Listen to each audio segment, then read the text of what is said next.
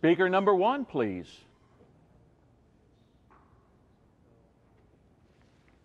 Right here. Close the door behind you. Speaker number one, a life of bully leadership. A life of bully leadership. Speaker number one.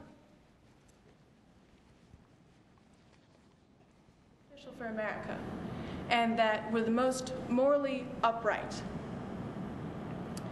He served as state legislator, police commissioner of New York City, undersecretary of the Navy, governor of New York State, vice president, and president of the United States of America, all before his 50th birthday. He is still the youngest man ever to assume the office of president. And in 1906, he was awarded the Nobel Peace Prize for actually negotiating the end of the Russo-Japanese War. He had the power to motivate and to inspire people. He was not simply speaking words. He was doing things, important, wonderful things. Theodore Roosevelt lived life. He lived and experienced, and he inspired others to follow in his footsteps. He was larger than life, and he was larger than Mount Rushmore, but he was so very real. He had the ability to convince others to do what he did as well as what he said. So do as Theodore Roosevelt did. Be bold, be grand, be a bully leader. Wild West, for his insane charge up the San Juan Hill, for his cattle ranch, and for his adventures in South Africa and the Amazon. We remember him for yelling "bully" when he was particularly enjoying his life. Theodore Roosevelt conquered his own body and led the strenuous life. Teddy Roosevelt also led in the home. He was always guided by the good example of his father, and in almost everything that he did, you could be sure that Theodore Roosevelt had thought at least once about whether his actions would gain the approval of his father. Through the example of his father, Roosevelt always believed that strong leadership and good moral conduct in your private life was just or more important than your conduct in your public life. He raised 6 children with this view in mind, and he raised them all to look at life as ardently and as enthusiastically as he did. Now, just as many leaders have to go under trials and tragedies in order to become the people that we remember them for being, Theodore Roosevelt had to undergo his own. On February 13th, 1884, Roosevelt was called home with the news that his wife was very ill. When he arrived, his brother greeted him at the door with the words, "There's a curse upon this house." Teddy Roosevelt was then informed that his mother was dying, as well as his wife. He spent the rest of that night moving between his mother's room and his wife's room, comforting them and staying with them for as long as he could, until they both died the next day on St. Valentine's Day. It was after this that he moved out west, bought his cattle ranch, and essentially renounced politics, never expecting to return to the political arena. As we know, however, Theodore Roosevelt had most of his political career left to go.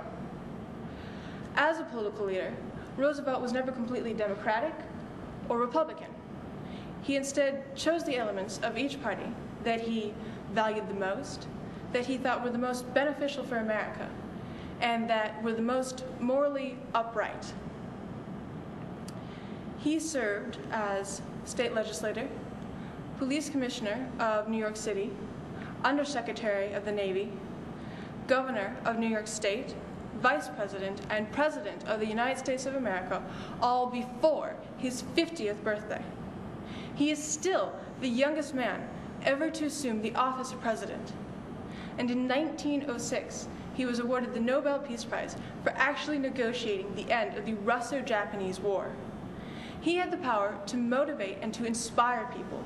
He was not simply speaking words. He was doing things, important, wonderful things. Theodore Roosevelt lived life. He lived and experienced, and he inspired others to follow in his footsteps. He was larger than life, and he was larger than Mount Rushmore, but he was so very real. He had the ability to convince others to do what he did as well as what he said. So do as Theodore Roosevelt did. Be bold, be grand, be a bully leader.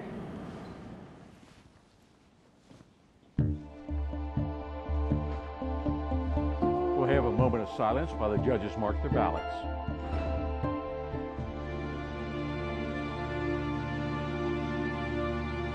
Speaker number 2, leadership. Leadership. Speaker number 2. Leadership.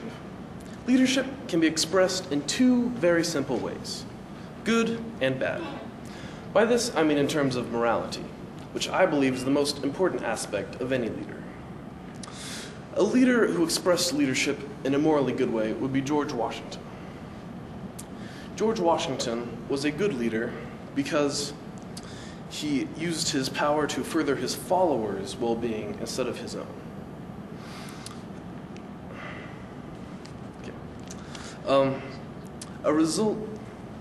A trait you will often see with a good leader is nobleness. George Washington was a very noble man. He showed this by never torturing or being cruel to his prisoners, never executing anyone out of personal malice.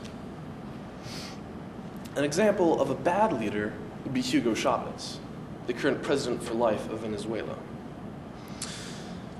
Hugo Chavez is a morally bad leader because he uses his power to commandeer the state's funds and purchase himself huge houses and tracts of beach, while the majority of the Venezuelan people live in poverty. One of Mr. Chavez's first acts upon coming to power was to kick out the evil and corrupt imperialistic American oil companies. He did this because they charged supposedly exorbitant prices.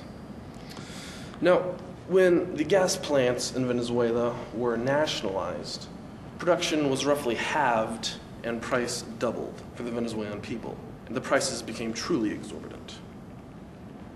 So the morally right thing for Mr. Chavez to have done at this point would be to have invited the American oil companies back in, which they would have been glad to do.